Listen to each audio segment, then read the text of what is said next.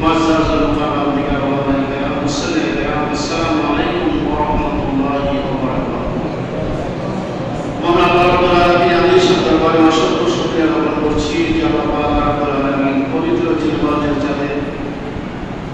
শেষের দিকে আল্লাহ পাক এই জান্নাতের বাগানে আমাদেরকে আল্লাহ বলে আশা বসা মহান আল্লাহ তাআলা পবিত্র জুমার নামাজ আমাদের জন্য ফরজ করে দিয়েছেন। সেই পবিত্র জুমার দিনের নামাজটুকু আদায় করার জন্য দুনিয়ার শত ব্যস্ততা থেকে আল্লাহ পাক আমাদেরকে উদ্ধারণ করে বের করে জান্নাতের বাগানে যথাসময়ে জান্নাতের বাগানে উপস্থিত হওয়া, আল্লাহ তাআলার গোলামি করা, ইবাদত করার সুযোগ ও তৌফিক দিয়েছেন। আমরা সকলে বলি আলহামদুলিল্লাহ। আল্লাহ পাকের দরবারে লাখ কোটি শুকর ও সুজুদ যে আল্লাহ পাক আমাদেরকে নিরাপদে রেখেছেন, শান্তিতে রেখেছেন, আয়েশে রেখেছেন, আরামে রেখেছেন। আল্লাহ পাক রব্বুল আলামিন আমাদেরকে এই দুনিয়ার মধ্যে জান্নাতের বাগানে জমার দিনে সুন্দরভাবে বেহেশতের বাগানে আসার তৌফিক দিলেন। আমরা খুশি না বেজা? বলেন খুশি না বেজা? সবাই বলেন আলহামদুলিল্লাহ। আজকের দিনটা হচ্ছে আমাদের জন্য জিয়ারতের দিন। জিয়ারত বলতে মানুষ মনে করে আনন্দ, ভালো সামনে খাবার আছে, কিন্তু খাবারের দিকে মানুষ লোভ লালসা বেশি না কম? মানুষের উর্দু বা ফার্সিতে বলে এসে কুতা, মানে মানুষের লোভ লালসা বেশি। কিন্তু আল্লাহ পাক রব্বুল আলামিন বলেন আমার কাছে তোমার যেমন জিয়ারত যেমন এর চেয়ে বেশি আনন্দ, এর চেয়ে বেশি নিয়ামত, পুঞ্জীভূত সম্পদ নিয়ামত আমার কাছে আছে। যেরকম সুবহানাল্লাহ। সবকিছুর মালিক আল্লাহ, শান্তির মালিক আল্লাহ, অশান্তির মালিক আল্লাহ, নিয়ামতের মালিক আল্লাহ, হায়াতের মালিক আল্লাহ, রিজিকের মালিক আল্লাহ, মওতের মালিক আল্লাহ। সর্বাবস্থা আমরা যেন সেই মহান মনিবের কাছে লাখ কোটি শুকর এবং অবনত মস্তকে মাহমুদের দরবারে আমরা সদায় সর্বদাই নত থাকি। আল্লাহ পাক রব্বুল আলামিন আমাদেরকে আল্লাহ গোলামি করার তৌফিক দেন। সকলে বলেন আমিন। লক্ষ লক্ষ কোটি কোটি দরুদ সালাম প্রেরণ করছি শাফিউল মুজনিবিন রাহমাতুল আলামিন আমাদের প্রাণের নবী মুহাম্মদ রাসূলুল্লাহ সাল্লাল্লাহু আলাইহি ওয়াসাল্লামের রওজা শরীফে, রওজা মুবারকে। সেই রওজা আনোয়ারের মধ্যে আমার নবীজি সাল্লাল্লাহু আলাইহি ওয়াসাল্লাম হায়াতুন নবী, জিন্দা নবী, বাংলার জমিন সারা পৃথিবীর যে কোনো প্রান্ত থেকে নবীজির প্রতি দরুদ সালাম প্রেরণ করলে পাঠাইলে নবী বলেছেন আসমাউ সালাতুকুম বিলা ওয়াসাতাতি, কোনো মাধ্যম ছাড়াই আমি আমার উম্মতের দরুদ সালাম নিজ কান মোবারকে শুনতে পাই। বলেন সুবহানাল্লাহ। আরেকদল ফেরেশতা আছে যখন নবীজির প্রতি দরুদ শরীফ পড়া হয় তখন ফেরেশতা এই দরুদের সওয়াব দরুদ শরীফ নবীজির রওজা পৌঁছে থাকে। আরেকদল ফেরেশতা আছে 24 আওয়ার্স 24 ঘন্টা নবীজির রওজা আনোয়ারের চতুর্দিকে ফেরেশতা নবীজিকে দাঁড়ায় তারা সালাম দিতেছে। সুবহানাল্লাহ। মহান আল্লাহ পাক রব্বুল আলামিনের কোরআন কারীমের একটি সূরা সূরা ইনশিকাক, এই সূরাটি অবতীর্ণ হয়েছে মক্কা শরীফে। আয়াতে কারিমা হচ্ছে 25, রুকু সংখ্যা 1। এই সূরার মধ্যে আল্লাহ তাআলা আমাদের জন্য কি শিক্ষণীয়, কি বোঝা, কি জানা আছে। কোরআন কারীমের সরাসরি ব্যাখ্যা হচ্ছে হাদিস শরীফ। রাসূল সাল্লাল্লাহু আলাইহি ওয়াসাল্লামের প্রতি কোরআন কারীম নাযিল করা হয়েছে, কিন্তু কোরআন হলো আল্লাহর বাণী, হাদিস হলো রাসূল সাল্লাল্লাহু আলাইহি ওয়াসাল্লামের বাণী। কোরআন কারীম হচ্ছে ওহীর মাত্র, যা নামাজের ভিতরে তেলাওয়াত করা হয়, আর হাদিসটা হচ্ছে ওহীর বাইরে মাত্র, নামাজের বাইরে যেটা পড়া হয়। কিন্তু রাসূল সাল্লাল্লাহু আলাইহি ওয়াসাল্লামকে আল্লাহ পাক রব্বুল আলামিন সব কিছু জানাই দিয়েছেন। সুবহানাল্লাহ। তো হাদিস শরীফে এই সূরাটা সম্পর্কে এটা শানে নজুল, তার ঘটনা, তার তাৎপর্য কি বলে শুনুন। হাদিসে আছে যে ওই হিসাবে তিরস্কার হবে না, কেবল আমলনামা সমূহকে স্থাপন করে সবাই হবে। এরূপ হিসাবে ওই সমস্ত লোকের জন্য যাদের আযাব হবে না। আর এক প্রকারের সহজ হিসাব এ যে তাতে অনন্ত আযাব হবে না। এটি সাধারণ মুমিনের জন্য হবে। চিরস্থায়ী আযাব না হওয়ার দরুন এটি সহজ ও সুস্থ হিসাবের মধ্যে গণ্য হয়েছে। পেছনের দিক থেকে আমলনামা বাম হাতে পাওয়ার দুই প্রকার হতে পারে। যারা গুনাহগার হবে আল্লাহ পাক নেককারদেরকে হাসরের ময়দানে আমলনামা দিবে ডান হাতে, আর যারা বদকার তাদেরকে পেছনের দিক দিয়ে ঘুরাইয়া দেওয়া হবে, তাদেরকে কি করা হবে? তিরস্কার করা হবে। এটা দুই ধরনের হচ্ছে। এক নম্বর হচ্ছে উভয় হাত পেছনের দিকে বেঁধে দেওয়া হবে। যারা জাহান্নামী হবে, পাপী হবে, তাদের দুই হাত পেছনের দিক দিয়ে হাত বাঁধতে নষ্ট করা হবে। জোরে বলুন নাউজুবিল্লাহ। মস্ত বড় অপরাধ। সুতরাং বাম হাত পেছনেই থাকবে, এতে আমলনামা দেওয়া হবে। 2, বাম হাত পিঠের দিকে বের করে দেওয়া হবে। 4 নম্বর হচ্ছে যে কেননা মানুষ ভীষণ দুঃখ কষ্টের সময় মৃত্যুকে আহ্বান করে আর মনে মনে করে যে তা করলে বর্তমান কষ্ট হতে অব্যাহতি করা যাবে না। যেটা তার তাকদীরে আছে, এই তাকদীরকে বিশ্বাস করতে হবে। ভালো হলে ভালো, মন্দ হলে মন্দ। ভালো কাজ করলে যারা পরিমাণ নেক তার সামনে দেখানো হবে, মন্দ কাজ করলে মন্দ কাজটাই সামনে দেখানো হবে। যদি কেউ মনে করে যে বর্তমান সময়ের কষ্ট থেকে আল্লাহ যেন আমাদের দুনিয়া থেকে নিয়ে আসেন, জোরে বলুন নাউজুবিল্লাহ। আপনি আল্লাহর কাছে এই কথা বলতে পারবেন না যে আল্লাহ আমার এই মুহূর্তে তুমি দুনিয়া থেকে বিদায় করে দাও, কারণ আপনার হায়াত কতদিন, কতকাল, কতটুকু আছে জানে কে জানে? ফাইদা জাআতাহুম লা ইস্তাখিরুনা সাআতাও ওয়া লা ইস্তাকদিমুন। আল্লাহ বলতেন, রে বান্দা তুমি জানো না তোমার কপালে, তোমার দৃষ্টি তোমাকে আমি কত সময় আমি আল্লাহ তাআলা দিয়েছি। হায়াত থাকলে আল্লাহ তাআলা হায়াত বাড়ায় দেয়, হায়াত না থাকলে আল্লাহ তাআলা হায়াত বাড়াইতে পারে। সুবহানাল্লাহ। হায়াত থাকলে হায়াত দিতে পারে, আর হায়াত না থাকলেও আল্লাহ দিতে পারে। কে পারে? আল্লাহ। কারণ কি? আল্লাহ রাব্বুল আলামিন বলেছেন, আমি হায়াত দেই, আমি মওত দেই, আমি বাঁচাই, আমি মালিক। আমি আল্লাহ বলেন যেটা নাই ওইটা আমি আল্লাহ তাআলা দিয়ে দেই। কিন্তু তোমাদের তকদীরের মধ্যে এমন একটা সময় বেঁধে দেওয়া আছে, আমাদের তাকদীরের মধ্যে যে সময় আছে, যতদিন আমরা বাঁচবো, কে কোথায় থাকবো, কে কি খাবে, কে কি করবে, কখন কোন জায়গায় আপনার মৃত্যু হবে, আল্লাহ ছাড়া দুনিয়ার কেউ জানে না। সুবহানাল্লাহ। আল্লাহ ছাড়া কেউ জানে না। তাই আমার আল্লাহ তাআলা আমাদেরকে হুঁশিয়ার করে বলেন, ইযা সামাউ শাক্কাত ওয়া আযিনাত লিরাব্বিহা ওয়া হুক্কাত। আকাশ যখন বিদীর্ণ হবে, কিয়ামতের আগে আল্লাহ পাক রব্বুল আলামিন যখন হুকুম করবে, দুনিয়ার সব ধ্বংস হয়ে যাবে। সুবহানাল্লাহ। কি ধ্বংস হয়ে যাবে? ধ্বংস হয়ে যাবে, দুনিয়ার সব ধ্বংস হয়ে যাবে। আল্লাহ আমাদেরকে বলতেছে, ইযা সামাউ শাক্কাত। নবী আপনি স্মরণ করেন ওই সময়ের কথা যখন আকাশটা ফেটে যাবে, আকাশটা ভেঙে যাবে।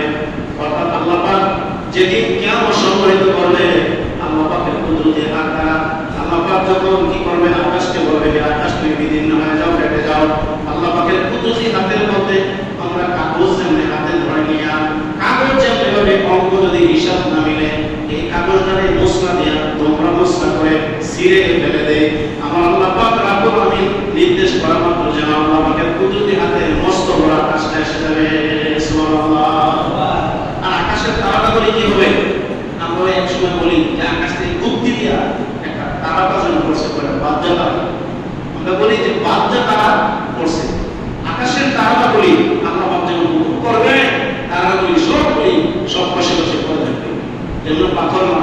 সুবহানাল্লাহ। সবাই ওয়া আযিনাত লিরাব্বিহা ওয়া হুক্কাত। ও তার রবের আদেশ মানবে, এটি তার কর্তব্য। ওয়া ইযাল আরদু মুদ্দাত। পৃথিবী যখন সম্প্রসারিত করা হবে, ওয়া আলকাত মা ফিহা ওয়া তাখাল্লাত। ও তার গর্ভস্থ বস্তু নিক্ষিপ্ত করে শূন্য করা হবে। ওয়া আযিনাত লিরাব্বিহা ওয়া হুক্কাত। এবং তার রবের আদেশ মানবে, এটি হবে তার কর্তব্য।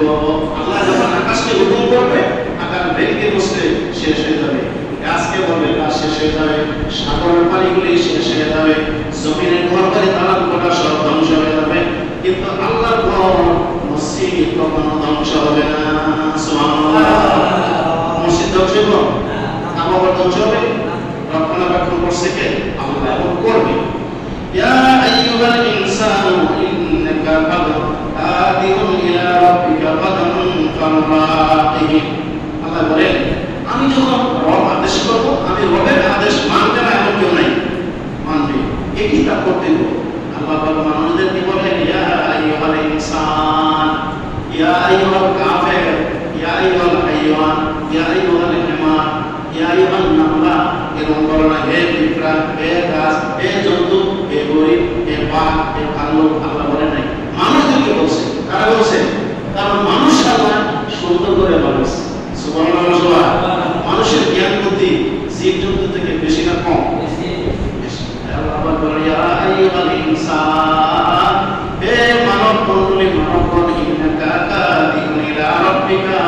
গাদান ফামুলাকিহি।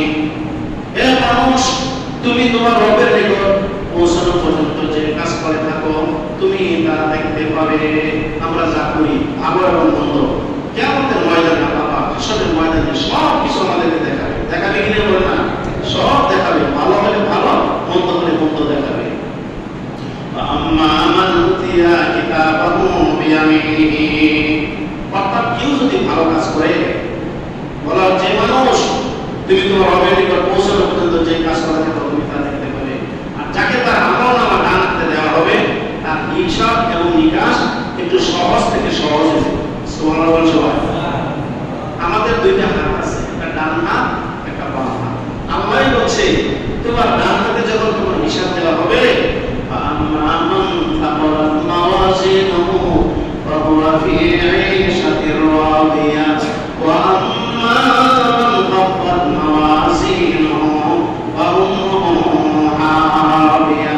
আল্লাহ সূরার মধ্যে বলেছেন যখন তোমার হিসাব নিকাশের পরে আমলনামা ডান হাতে দেওয়া হবে তখন তুমি খুশি খুশি মনে আস্তে আস্তে আল্লাহ তোর জান্নাতের মেহমান হবে। সুবহানাল্লাহ। ডান হাতের বাইরে বুঝতে হবে আমলনামা ভালো না খারাপ। এই বলো না খারাপ না ভালো না খারাপ, সব কাজ করতে হবে ডান দিক থেকে। কোন দিক থেকে? ডান দিক থেকে। আর মন্দ কাজ হয় বাম দিক থেকে। তো আল্লাহ বলে যার হাতে বাহাম্মা মান উতিয়া, যখন কারোর হাতে দেওয়া হবে কিতাব মানে তার কিতাব মানে আমলনামা বিয়ামিনিহি তার ডান হাতে ফাসাওফাইয়ু হাসাবু হিসাবাইয়াতিরা, তখন সে ধারণা করতে হবে আল্লাহ মনে হয় আমার প্রতি বেশি দয়া করছে, বেশি ইহসান করছে, বেশি মায়া করছে, তাই আল্লাহ পাক আমার ডান হাতে আমলনামা দিয়েছে। জোরে বলুন আলহামদুলিল্লাহ। বলেন সুবহানাল্লাহ। সুবহানাল্লাহ। এই ডান হাতের দাম কম না বেশি? দেখবেন মানুষের হাত যেখানে লাগে না বাড়ি ঘরে ময়লা আবর্জনা কত কিছু আছে, মানুষের হাত না লাগলে বাড়ি ঘরে দেখবেন একটা কি হয়ে যায় জানেন, অরণ্য হয়ে যায়, একটা বর্জ্য হয়ে যায়। মানুষের হাত যখন লাগে দেখবেন জায়গা পরিষ্কার। মানুষের হাতের মধ্যে আমার আল্লাহ তাআলা নিয়ামত বা বরকত দিয়ে দিয়েছে। সুবহানাল্লাহ। খাবার খাই আমরা, খাবার খাই, খাবার খাওয়ার সময় বিসমিল্লাহ বলি, খাবার খাওয়ার পরে আলহামদুলিল্লাহ বলি। কিন্তু আমাদের দেখা গেছে অনেক মানুষ খাবার খেতে গিয়ে অনেক খাবার নষ্ট করে কি করে না? কি করে? কেউ আলু খায় না, কেউ গোশত খায় না, কেউ চর্বি খায় না, কিন্তু কেউ আছে ভাতের 3 ভাগের 1 ভাগ খায়, 2 ভাগ ফেলে দেয়, আবার 2 ভাগ খায়, 1 ভাগ ফেলে দেয়। আবার যে প্লেটের মধ্যে আছে তার 5টা আঙ্গুলের মধ্যে 5 ভাগ দেয়, ভাত ছাড়া করে ভালো করে নরম করে, কিন্তু 5টা আঙ্গুলের মধ্যে ভাত, চর্বি, তরকারি, রসা, হলুদ, মরিচ হয়ে গেছে। আল্লাহ রাসূল সাল্লাল্লাহু আলাইহি ওয়াসাল্লাম কি বলছে জানেন? যে তুমি 5টা আঙ্গুল দিয়ে 5টা আঙ্গুলে ধরে খাবার খাই না। খাবারটা হলো আল্লাহর নিয়ামত। জোরে বলুন সুবহানাল্লাহ। খাবারটা কি আল্লাহর নিয়ামত। তো খাবারের সময় বিসমিল্লাহি ওয়া বারাকাতিহি, আল্লাহ তোমার নামে এই বরকতপূর্ণ খাবারটা আমি খাইতেছি। এই খাবারটা আপনি খাবেন, এই খাবার খাওয়ার সময় আমরা কোন দিক থেকে শুরু করতে হবে? আপনারা বুঝেন না কোন দিকে?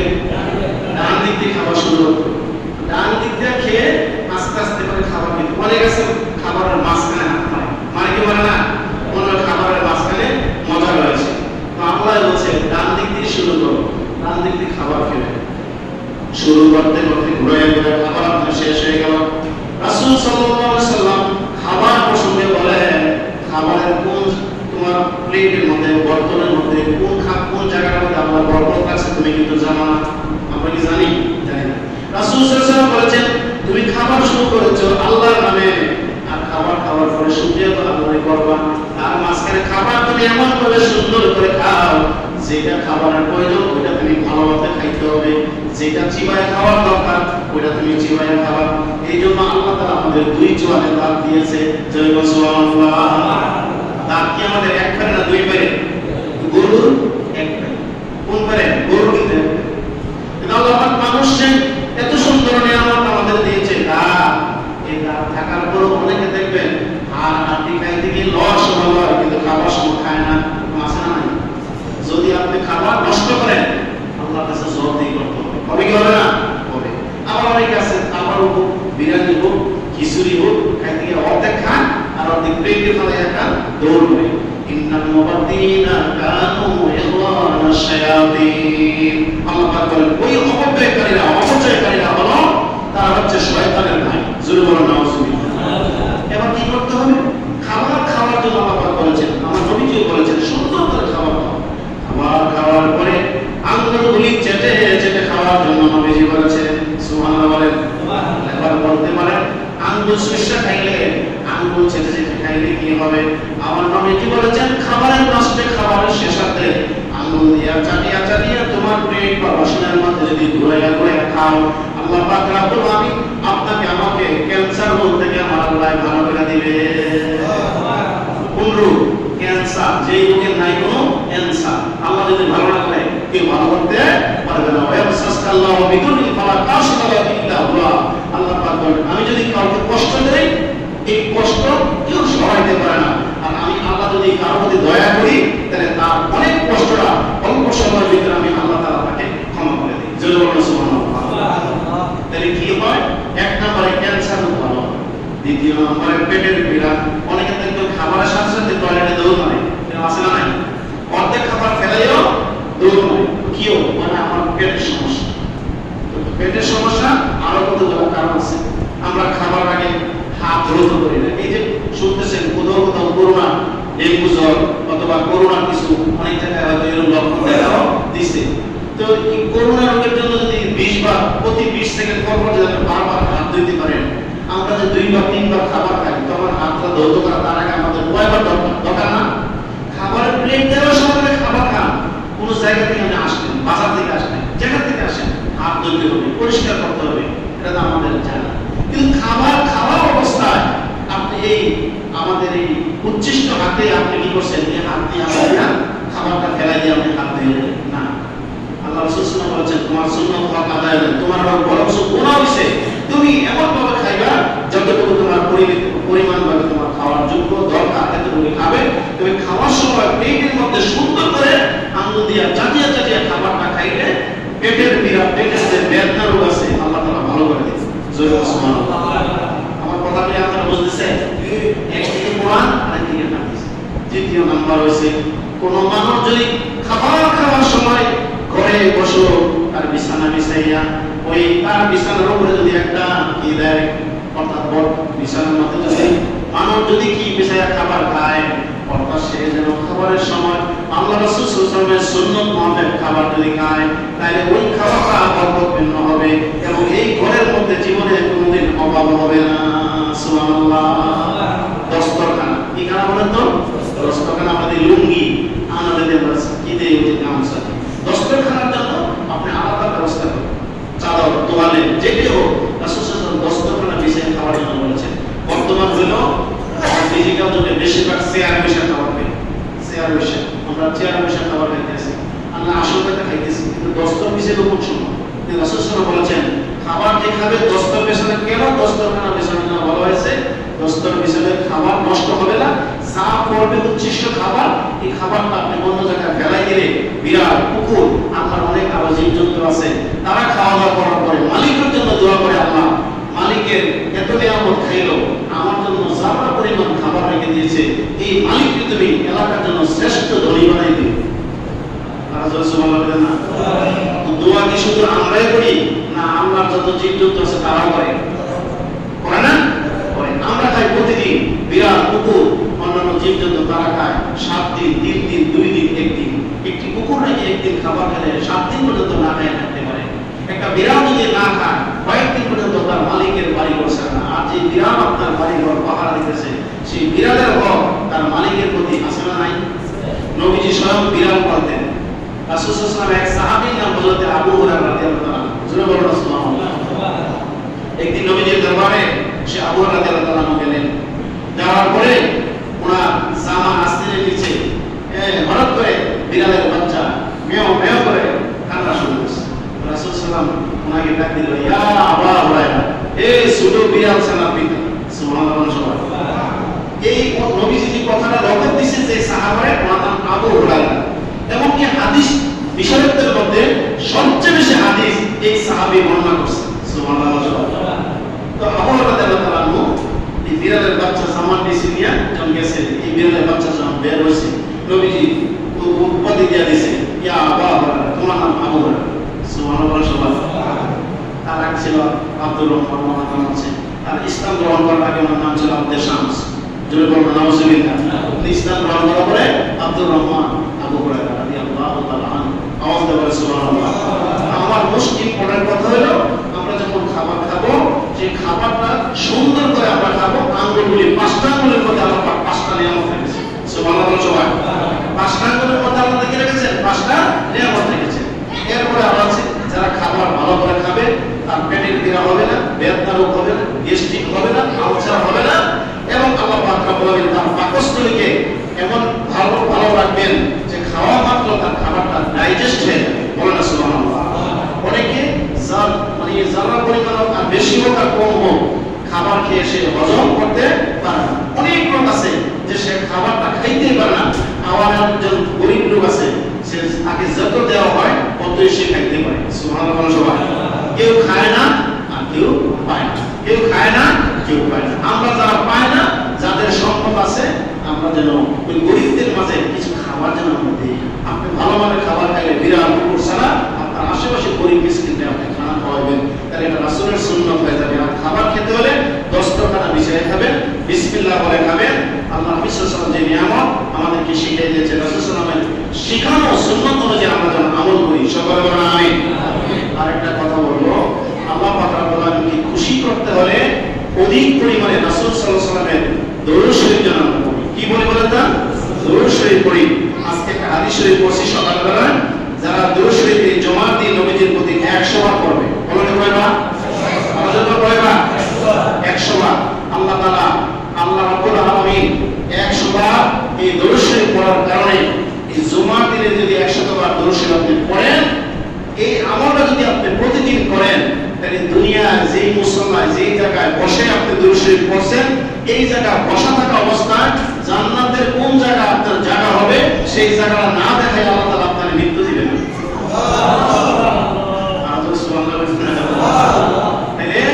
মানে দরুদ শরীফের এত ফজিলত, যেমন আল্লাহ রাসূল সাল্লাল্লাহু আলাইহি ওয়াসাল্লামের এই দরুদ শরীফ আমল করতে গিয়ে একবার আল্লামা হযরত সুলাইমান জাজুলি রাহমাতুল্লাহ, বিশ্ববিখ্যাত আল্লাহর একজন ওলি, তিনি পাহাড়ি এলাকা দিয়ে রাস্তা দিয়ে যাচ্ছেন। ওনার সঙ্গে সফর সঙ্গী ছিল কয়েকজন। হঠাৎ করে তাদের পানির পিপাসা হয়ে গেল, আশেপাশে কোনো বাড়ি ঘর নেই। তো হাঁটতে হাঁটতে সামনের দিকে পাহাড়ি এলাকায় গিয়ে দেখলো একটা বাচ্চা। এই বাচ্চাটা বললো যে আমাদেরকে একটু পানি দ্বারা সাহায্য করা যাবে কিনা।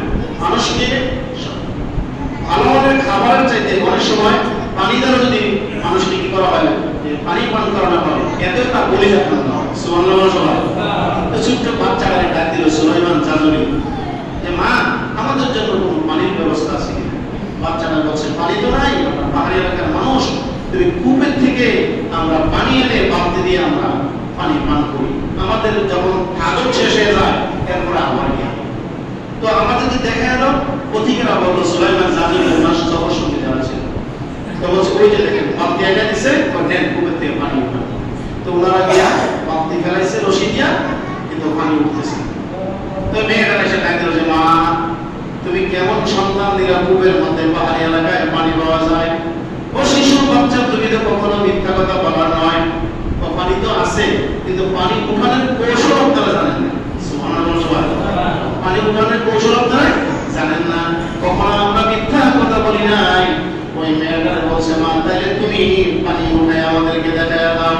মেয়েটা যখন ওই রশি ধরলো, দুইটা ঠোঁট একত্র করে কয়েক বর্তমান নবীজির দরুদ শরীফ পড়িয়া রশিয়া বালতি ফলানোর সঙ্গে সঙ্গে বালতি যখন টান দিল, এক বালতি পানি পাওয়া গেল। সুলাইমান জাজুলি রাহমাতুল্লাহ আলাইহি বলেছেন, ও মা, আমরা পানি পাওয়ার জন্য আমরা তো বালতি ফলাইলাম, আমাদের বালতিতে পানি উঠে নাই, তুমি ফেরানোর পরে শুধুমাত্র পানি পাওয়া গেল। তুমি অত্যন্ত বুদ্ধিমান জ্ঞানীমান, কোন বংশের তুমি। ওই মেয়েটা বলছে আমরা সব সময় আল্লাহর কাজ করি, আল্লাহর কাজের পরে রাসূল সাল্লাল্লাহু আলাইহি ওয়াসাল্লামের প্রতি মহব্বতে দরুদ শরীফ পড়ি। কমাস কম 10 বার দরুদ শরীফ পড়া এই রশি দ্বারা বালতি যখন ফলাইলাম, সঙ্গে সঙ্গে নবীজির মহব্বতে বালতির মধ্যে পানি এসে গেল। সুবহানাল্লাহ। এর একটা মাস মাসুম বাচ্চা তো আমল করছে না? আরে আমল করছে কিনা বলেন? আমলে ওলি বেআমলে শয়তান, আমলে ওলি বেআমলে শয়তান। একটু সাধারণ রিকশা ড্রাইভার, একদম কাঁচা বাজার ব্যবসা করে, সেও আমরা বলি হইতে পারে, রাস্তার পথিক হইতে পারে, মুসাফির হইতে পারে। তখন আল্লামা সুলাইমান জাজুলি রাহমাতুল্লাহ আলাইহি ওই মেয়ের থেকে শিক্ষা গ্রহণ করে। এই ছোট্ট মেয়ের বাচ্চা যদি নবীজির দরুদ শরীফ পড়া এই কঠিন মুসিবতের সময় আমাদেরকে পানির ব্যবস্থা করে দিতে পারে, আজকে থেকে ওয়াদা করলাম নবীজির দরুদ শরীফ পড়ব বলে আর আমি সুলাইমান জাজুলি নবীর মহব্বতে একটা কিতাব আমি লিখব। তিনি একটা কিতাবে লিখেছেন, ওনার কিতাবের নাম হলো দালাইলুল খায়রাত। জোরে বলুন সুবহানাল্লাহ। দলিলের প্রবচন, দালাইল আল খায়রাত মানে মানুষের জন্য কল্যাণ, যেই কাজ করলে মানুষের কল্যাণ হবে। তখন এই কিতাব লেখার পরে একদা রাত্রে উনি স্বপ্নযোগে নবীজিকে দেখেছেন। জোরে বলুন সুবহানাল্লাহ। তাহলে আমলটা শিখছে কার থেকে? ছোট্ট কথা কি বোঝেন না আপনারা? ছোট্ট বাচ্চা থেকে আমাদের শিক্ষা আছে না নাই? এই বাচ্চা আমল করছে, এই সুলাইমান জাজুলি কিতাব লেখছে, কিতাব লিখতে নবীজির মহব্বতে কিতাব লেখছে। একবার রাতের বেলা নবীজির স্বপ্নে দেখছে, নবীজি এসে বলতেছে, এই সুলাইমান জাজুলি তুমি দুনিয়া থাকতে সম্মান পাইবা, ইজ্জত পাইবা, তোমার ইন্তেকালের পরে তোমার আপাত মস্তক কখনো মাটি খাবে না, তোমার দেহ বসবে না, তোমার এই কাফনের কাপড়টা অক্ষত থাকবে। সুবহানাল্লাহ। তখন এই শব্দ দেখার পরে পরের দিন উনি ওনার বাইরের লোকদেরকে বলছেন,